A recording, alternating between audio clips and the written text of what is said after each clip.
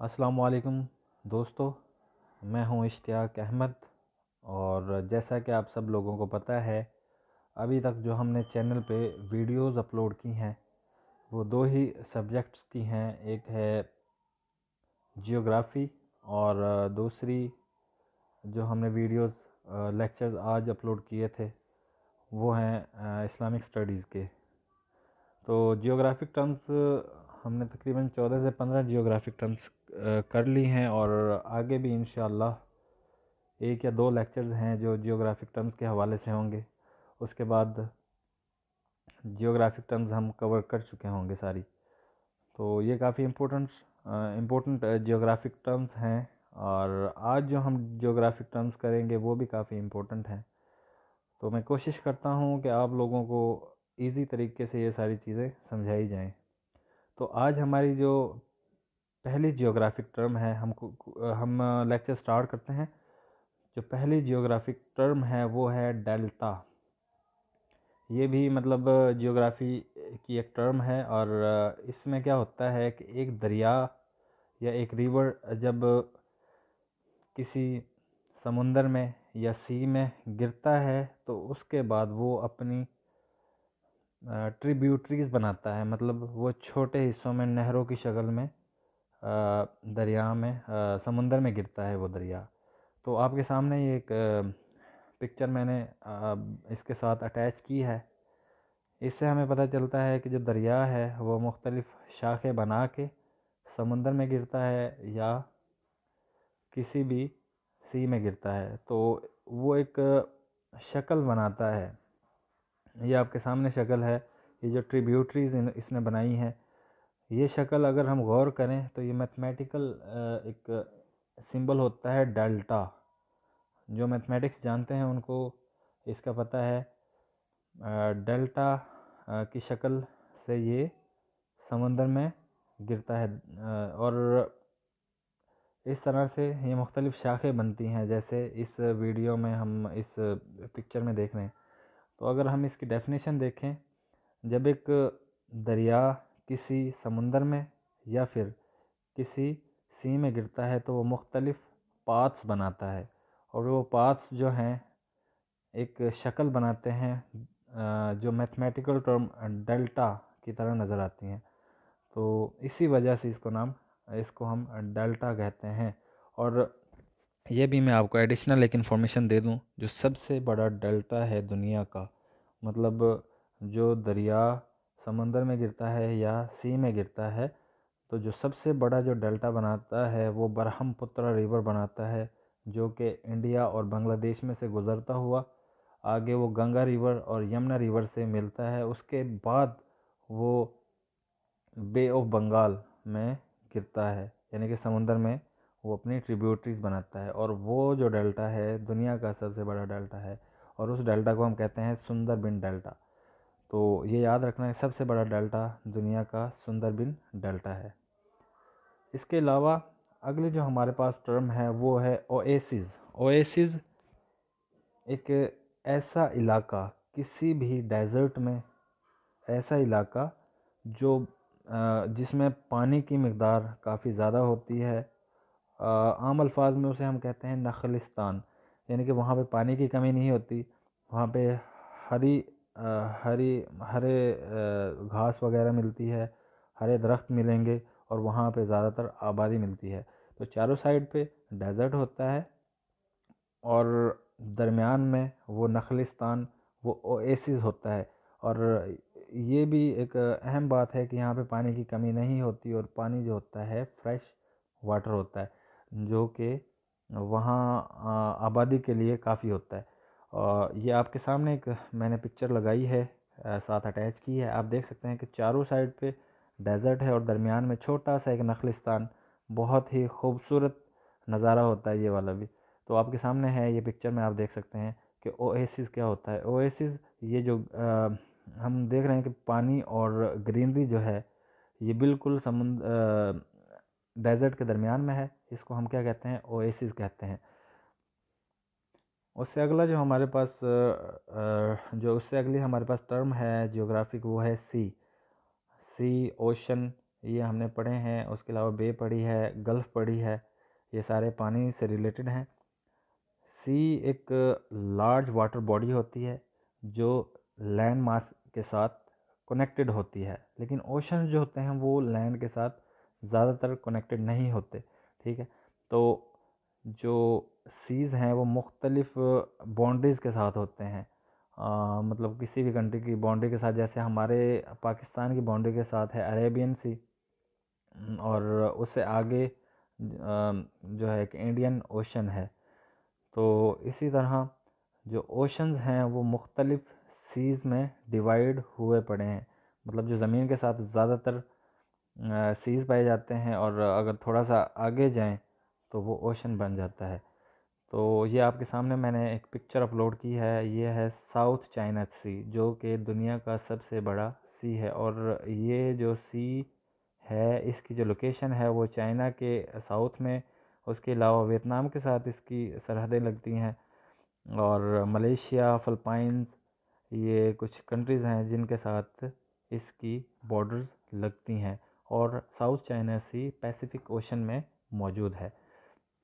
तो सी जो है ये एक लार्ज वाटर बॉडी होती है जिसमें मुख्तलिफ दरिया आके गिरते हैं। तो ये आपके सामने है साउथ चाइना सी। तो ये आपने याद रखना है कि सबसे बड़ा जो दुनिया का सी है वो है साउथ चाइना सी, जो ये आपके सामने शक्ल में नज़र आ रहा है। उससे अगली हमारे पास जो टर्म है वो है ट्रिब्यूटरी। ट्रिब्यूटरी ट्रिब्यूटरी क्या है? अगर छोटे छोटे दरिया एक बड़े दरिया में गिरें, छोटे छोटे दरिया एक दरिया में गिरें, तो जो बड़ा दरिया होता है उसकी ये ट्रिब्यूटरीज़ होती हैं जो छोटे दरिया हैं। तो अगर हम इसकी डेफिनेशन देखें वो ये है कि कोई भी स्ट्रीम यानी कि नदी या कोई दरिया वो बड़ी स्ट्रीम या दरिया में गिरता है, तो उस स्ट्रीम, छोटी जो स्ट्रीम है या छोटा दरिया है, उसको हम ट्रिब्यूटरी कहेंगे बड़े दरिया की। जैसे कि हमारे पास यहाँ पे एग्जांपल है पाकिस्तान के जो बड़े बड़े दरिया हैं, जैसे चनाब रिवर हो गया, Jhelum river, Ravi river, Sutlej river और ब्यास रिवर। क्योंकि ब्यास रिवर इंडिया में फ़्लो करता है लेकिन वो आगे आके सतलुज में ही आके गिरता है।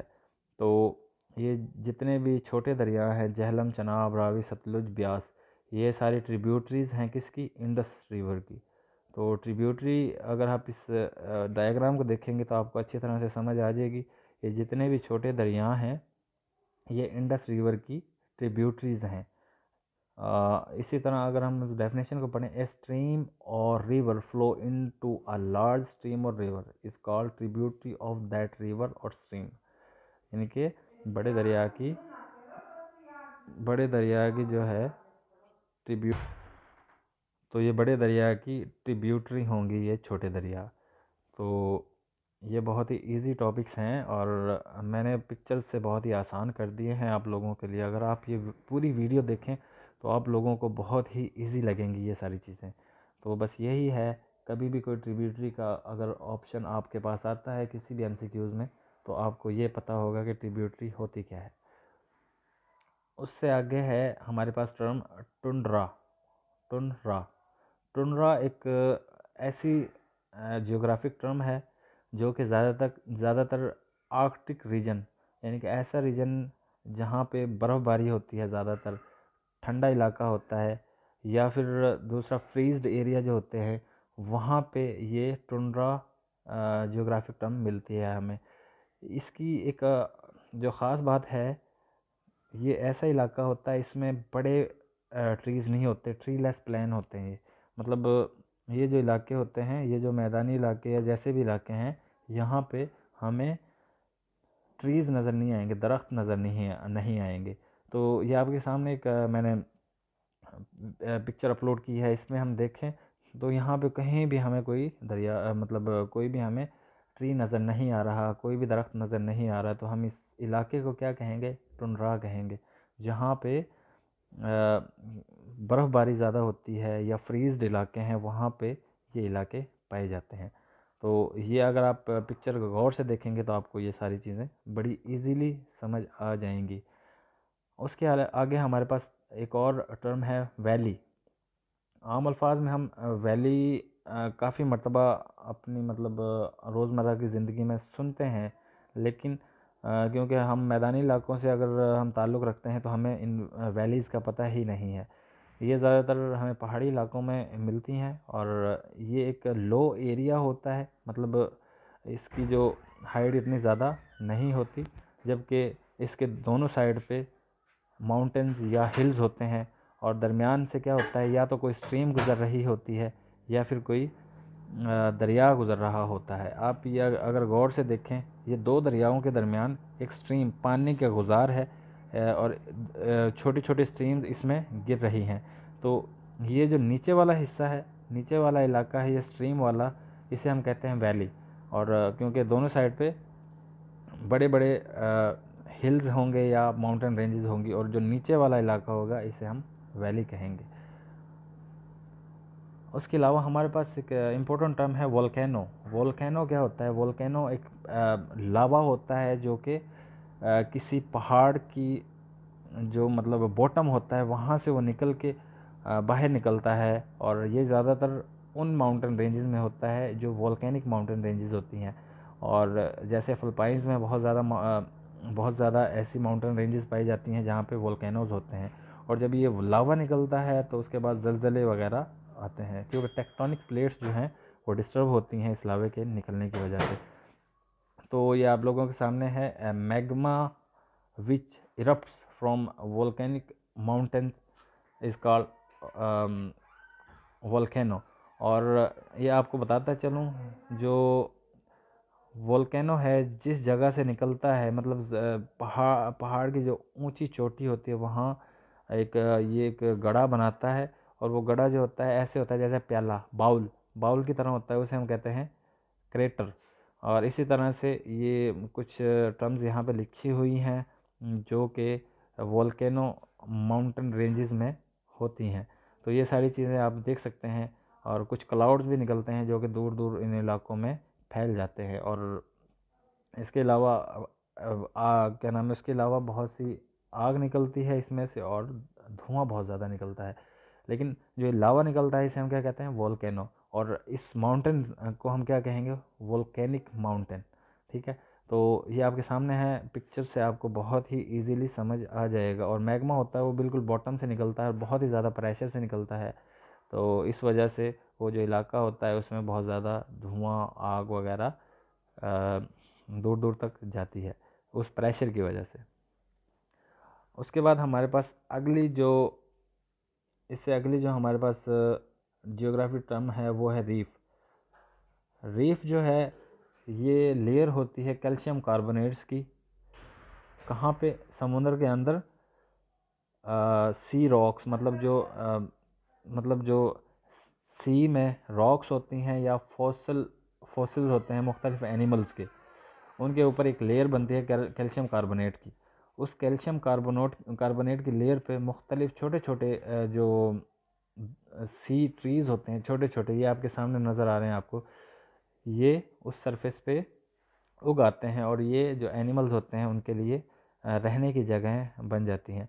तो इसी तरह अगर मैं आपको ये भी बता दूं साथ कि कोरल रीफ जो कि ऑस्ट्रेलिया में है, ये सबसे बड़ा रीफ है। और ये आपने ज़रा ध्यान से देखना है रीफ, क्योंकि हमारे लिए इतनी ज़्यादा फेमिलियर चीज़ नहीं है और ना ही हमको इतना ज़्यादा पता है, तो ये थोड़ा सा आपने अच्छे तरीके से करना है। तो ये आज का छोटा सा एक लेक्चर था।